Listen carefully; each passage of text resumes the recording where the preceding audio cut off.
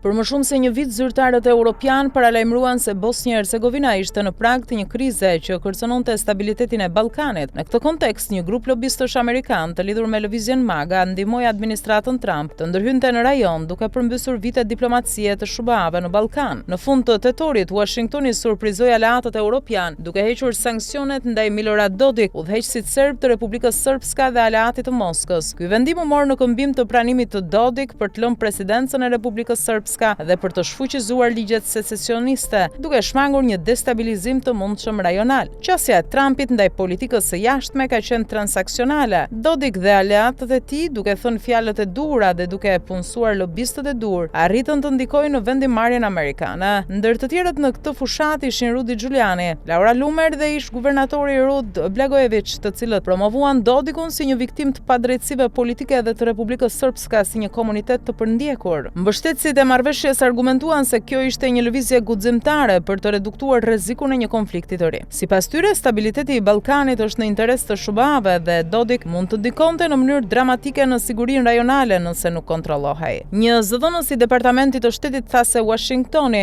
veproi me qëllim dhe te diskret dhe se sanksionet mund të rivendosen për të mbrojtur marrëveshjet e Daytonit. Megjithatë, shumë zyrtarë europian dhe ish përfaqësues të marrëveshjes së paqes së Daytonit shprehën shqetësim. Ata e kanë vendimin si të parakohshëm dhe me rrezik për stabilitetin, duke theksuar se Dodik mund vazhdojë të destabilizojë rajonin përmes përfaqësuesve të tij. Ish përfaqësuesi i lartë Valentin Inzko deklaroi se Dodikut duhet i jepej koha e duhur për t'u sjellë mirë para heqjes së sanksioneve. Në muajt që çuan në vendimin e shubave, Dodik loboi intensivisht në Washington, duke përdorur lidhjet me Trumpin dhe aleatët e tij, duke përfshirë Giulianin, Loomer dhe Flynn. Ai gjithashtu propozoi përfitime ekonomike duke përmendur depozitat minerale të Republikës Srpska si litiumin për të tërhequr interesin amerikan. Në fakt, strategjia amerikane duket se funksionoi. Dodik pranoi të tërhiqej dhe shfuqizoi ligjet secesioniste. Megjithatë, mbetet e paqartë nëse ai do të zbatojë vërtet marrëveshjen, pasi disa zyrtarë, përfshirë Inzkon, shprehen se retorika e tij nxitse është përkeqësuar pas heqjes së sanksioneve, duke lënë ende shqetësime për stabilitetin e rajonit.